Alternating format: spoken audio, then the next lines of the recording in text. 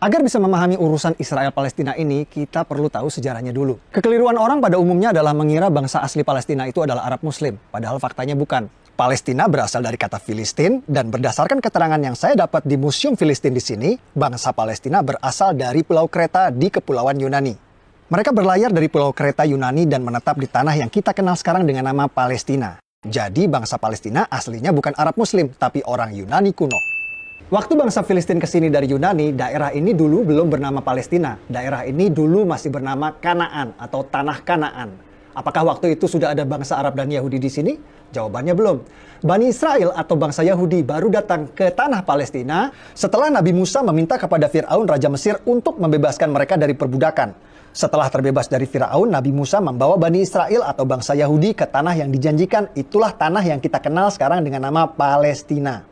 Setelah terbebas dari Fir'aun, Bani Israel Yahudi hidup di tanah Palestina ini turun-temurun selama ribuan tahun, mendirikan kerajaan Israel yang raja-rajanya tidak asing bagi kita. Salah satunya Raja David, atau yang kita umat Islam kenal dengan nama Nabi Daud. Siapa yang tidak tahu cerita Nabi Daud? Ia mengalahkan raksasa bangsa Filistin bernama Goliat hanya dengan sebuah batu.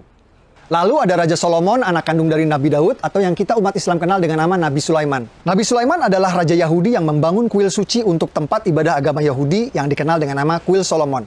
Yang di belakang saya itu adalah tembok ratapan, tempat paling suci bagi agama Yahudi seperti Ka'bah buat umat Islam. Tembok ratapan ini dulunya adalah bagian dinding dari kuil suci agama Yahudi yang dibangun oleh Nabi Sulaiman. Kuil bertahan 600 tahun sampai ia dihancurkan oleh bangsa Romawi pada tahun 70 Masehi.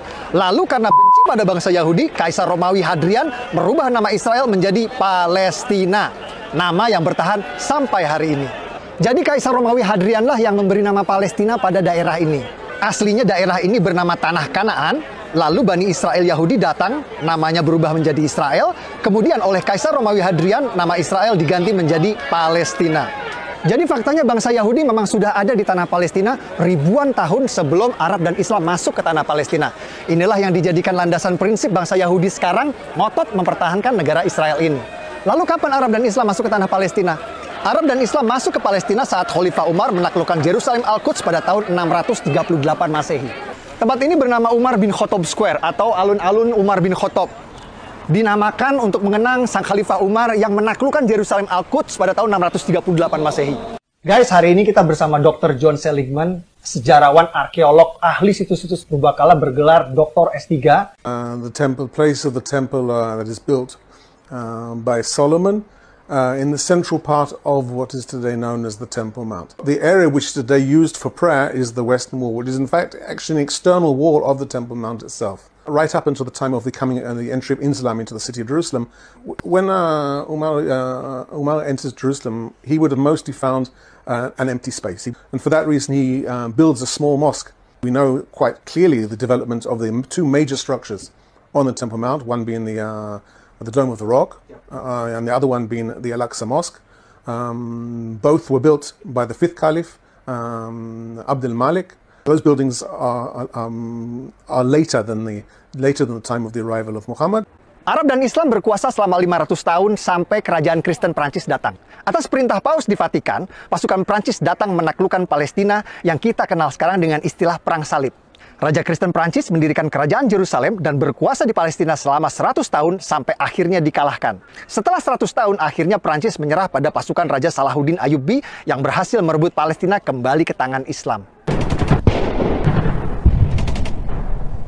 Ottoman Turki kalah di Perang Dunia I dan dipaksa menyerahkan sebagian besar wilayahnya kepada negeri pemenang Inggris dan Prancis. Provinsi Suriah dan Libanon menjadi milik Prancis, provinsi Palestina dan Jordan jadi milik Inggris. Inggris mengganti nama Palestina menjadi British Mandate Palestine. Lalu Perdana Menteri Inggris langsung mengambil inisiatif mendukung pendirian negara Israel di Palestina lewat deklarasi Balfour yang berbunyi, "Pemerintahan Yang Mulia Ratu Inggris mendukung pendirian rumah nasional untuk bangsa Yahudi."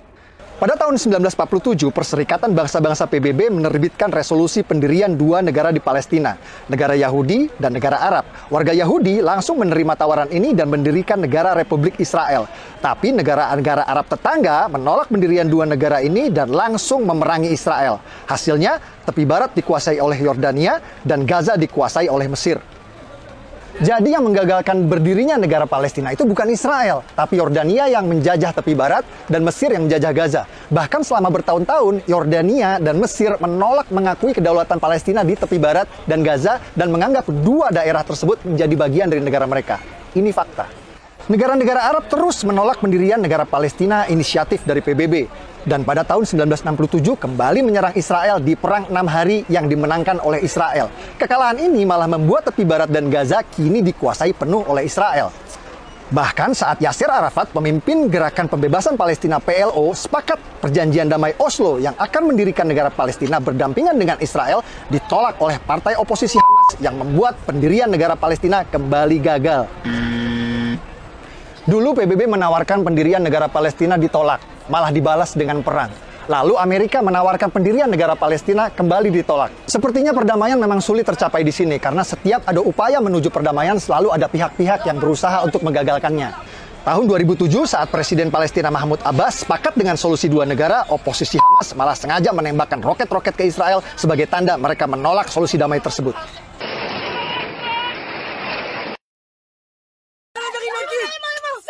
Fakta-fakta yang saya sajikan di video ini adalah hasil investigasi langsung di TKP.